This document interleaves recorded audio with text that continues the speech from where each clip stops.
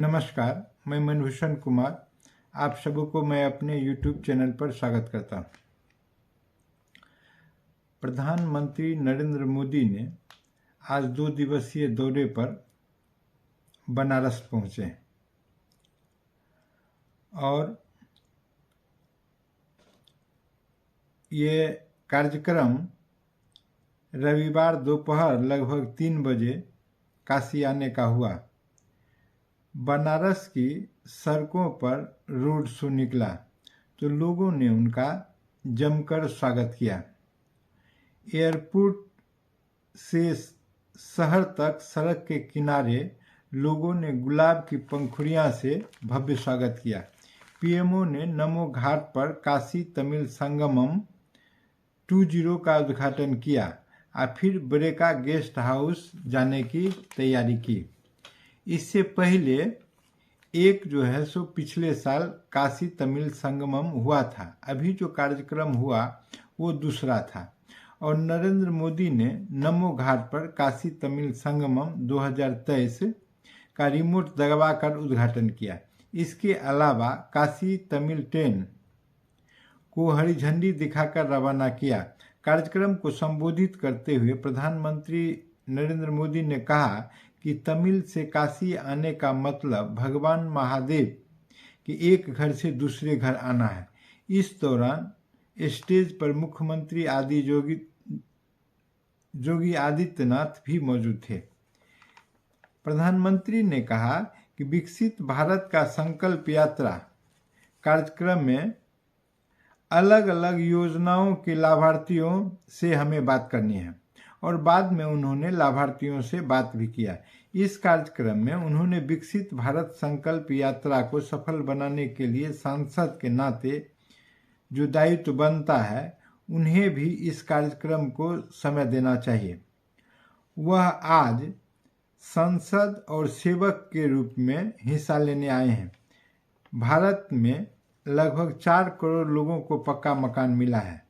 एक भारत और श्रेष्ठ भारत की भावना संसद के नए भवन में पवित्र सेंगोल की स्थापना के समय से नजर आई है। एक भारत और श्रेष्ठ भारत की भावना आज हमारे राष्ट्र की सोच रही है। काशी और मदुरई की उदाहरण हमारे सामने है। दोनों महान मंदिरों के शहर हैं, दोनों महान तीर्थ स्थल हैं। मदुरई वगई के तट पर स्थित है और काशी गंगई के तट पर स्थित है। तमिल साहित्य में बगई और गंगई दोनों के बारे में लिखा है। जब हम इस विरासत को जानते हैं, हमें इस रिश्तों की गहराई का भी एहसास होता है। मुझे खुशी है कि तमिल संगमम के जरिए इस प्राचीन परंपरा के जरिए युवाओं में उत्साह बढ़ा है और तमिल युवाओं के काशी प्रयाग जाने का अवसर मिला है। काशी आने वाले तमिल लोगों को अयोध्या जाने का भी व्यवस्था की गई है। महादेव के साथ रामेश्वरम की स्थापना करने वाले भगवान श्री राम का दर्शन का सौभाग्य है। काशी पर जब आक्रमण हो रहे थे तब राजा पराक्रम पांडियन ने 3 काशी और शिव काशी में यह कहकर मंदिरों का निर्माण करवाया कि काशी को मिटाया नहीं जा सकता। दुनिया की कोई भी सभ्यता देख लीजिए, विविधताओं में आत्मीयता का श्रेष्ठ स्वरूप शायद कहीं देखने को मिलेगा। विभिन्न धर्म और गुरुओं, छात्र, कलाकारों, साहित्यकार, प्रोफेसरों, इस संगमम से आपसी संवाद और संपर्क का एक मंच मिला है। इस संगमम को सफल बनाने के लिए BHU IIT मद्रास साथ आए। तमिल से काशी आने का मतलब है कि महादेव के एक घर से उनके दूसरे घर में आना। और इस प्रकार से प्रधानमंत्री ने अपना उद्गार व्यक्त किया और नमो घाट काशी के तमिल संगमम 20 का उद्घाटन करने के बाद पीएम मोदी ने बरेका गेस्ट हाउस के लिए निकल गए और वहां रात्रि विश्राम करने के बाद कल यानी 18 दिसंबर को सुबह बरेका गेस्ट हाउस में पार्टी पदाधिकारियों से भी मुलाकात करेंगे। फिलहाल पार्टी स्तर से कोई सूचना नहीं बनाई गई है।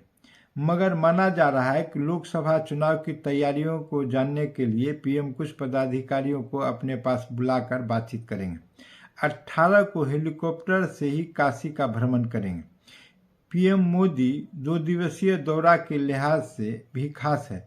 इसमें 17 दिसंबर को प्रधानमंत्री सभी कार्यक्रम और शहर के सड़क मार्ग से भ्रमण किया और अगले सोमवार को ध्यान में रखते हुए प्रधानमंत्री सभी भ्रमण हेलीकॉप्टर से तय किए हैं। वे वरेका से पहले उमराह और फिर बरकी जाएंगे। यहाँ कार्यक्रम समाप्त होने के बाद वे हवाई मार्ग से बाबतपुर एयरपोर्ट पहुँचेंगे। पिछले वर्ष काशी तमिल संगमम शुरू होने के बाद से इस यात्रा में दिनों दिन लाखों लोग जुड़ते जा रहे हैं। विभिन्न मठों के धर्मगुरु, छात्र, तमाम कलाकार, कितने ही क्षेत्र के लोग इस संगमम से आपसी संवाद और संपर्क का एक प्रभावी मंच मिला है उनको। मुझे खुशी है कि इस संगमम को सफल बनाने के लिए सभी लोग एकजुट होकर काम कर रहे हैं और इस प्रकार से यह कार्यक्रम बिल्कुल सफल रहेगा। और प्रधानमंत्री ने बड़ी चालाकी से इस कार्यक्रम को चलाया है और प्रधानमंत्री ने अपने पार्टी के विस्तार के लिए अपने कार्यक्रम को तमिलनाडु को काशी से जोड़ने का कार्यक्रम किया है।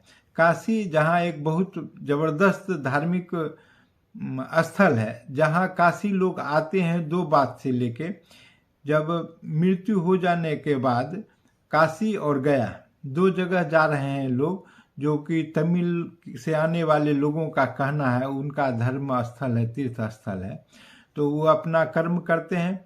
तो और इसके बाद प्रधानमंत्री मोदी ने तमिल से आने वाले खासकर मदुरई को यहाँ से जोड़कर, ताकि इनके पार्टी भारतीय जनता पार्टी का विस्तार तमिलनाडु में हो सके और तमिलनाडु में विस्तार का एक धार्मिक कार्यक्रम के माध्यम से इस प्रकार से, ताकि आत्मीयता से यह कार्यक्रम से जुड़ सके, आत्मा से आत्मा का संपर्क हो और इस प्रकार से जो आत्मीयता का संबंध बनेगा, जो कि बाद में वोट के रूप में परिणत होगा और वे पार्टी के कार्यकर्ता बनेंगे, क्योंकि उनको लगेगा कि एक धर्म के माध्यम से ये इस विशेषता के लिए जुड़ते हुए दोनों में एक रूपता है कि दोनों जगह धार्मिक स्थिति है, धार्मिक स्थल है, हम दोनों का विचार भाव एक है।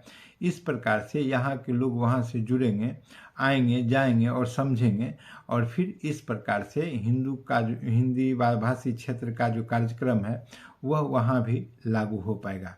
इसके लिए प्रधानमंत्री और उनके जो योजना है, उनके जो सलाहकार हैं, इन्होंने बड़ी चालाकी से अपने निर्वाचन क्षेत्र बनारस से इस कार्यक्रम को उन्होंने तमिलनाडु तक पहुंचाने का काम किया है।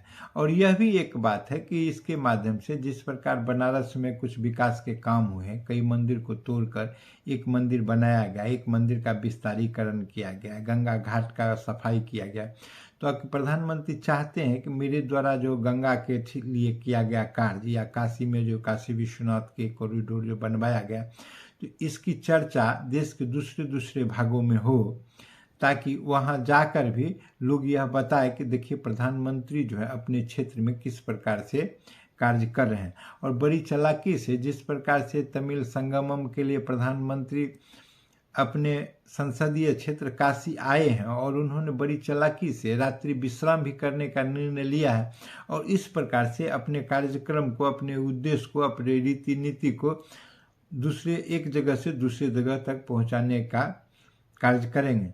यह एक अति उत्तम कार्य है। अगर कोई अच्छा काम हो, उसमें सबका सहयोग मिले तो बहुत सुंदर है। और साथ ही साथ प्रधानमंत्री ने यह भी व्यवस्था किया कि तमिलनाडु से जो लोग आएंगे, तो अभी जो अयोध्या में मंदिर निर्माण हो रहा है, जो 22 तारीख का उद्घाटन संभवतः होगा जनवरी में, तो उसको भी वहां जाकर वो लोग देखें कि किस तरह से धार्मिक स्थल का विस्तारीकरण हो रहा है। तो यह देखें। ऐसे तो नीतीश कुमार ने भी सीतामढ़ी में सीता जी का जो जन्म स्थल है उसका विस्तारीकरण करने के लिए बहुत सा पैसा दिया है। प्रधानमंत्री के पास अगर सूचना जाए तो वो भी अपने स्तर से पहल कर सकते हैं, क्योंकि सभी भारत एक देश है। जब अयोध्या का विस्तारीकरण होता है तो फिर सीतामढ़ी जहाँ सीता का जन्म स्थल है वहाँ क्यों नहीं पुनौरा जगह है, तो वहाँ क्यों नहीं विस्तारीकरण होगा, वहाँ भव्य दिव्य मंदिर क्यों नहीं बनेगा, वहाँ एक राष्ट्रवाद का क्यों नहीं परचम फहराया जाएगा। यह बहुत उन्नत विषय है। अगर समग्र रूप से इसको देखें तो राष्ट्रीयता के भाव से, धार्मिक भाव से भी बहुत अच्छा है और पर्यटन की दृष्टि से भी अच्छा है। इस प्रकार सभी लोग मिलकर पर्यटन को धार्मिक स्थल से जोड़ते हुए अगर विकास करें तो और भी सुंदर रहेगा। और प्रधानमंत्री ने जिस कदर कार्य किया है और अपने क्षेत्र में आकर रात्रि विश्राम करने का कार्य किया है, इससे वहाँ की जनता भी बड़ी प्रफुल्लित है, खुश है कि हमारे सांसद कम से कम हमारे निकट आए, देश के प्रधानमंत्री हैं, उनको भी अपने क्षेत्र में रहने का मौका लगा, समझने बुझने का। यह बहुत उत्तम कार्य है। अगर ये वीडियो आपको पसंद आया हो तो इसे सब्सक्राइब करें और बेल आइकन दबाने का काम करें।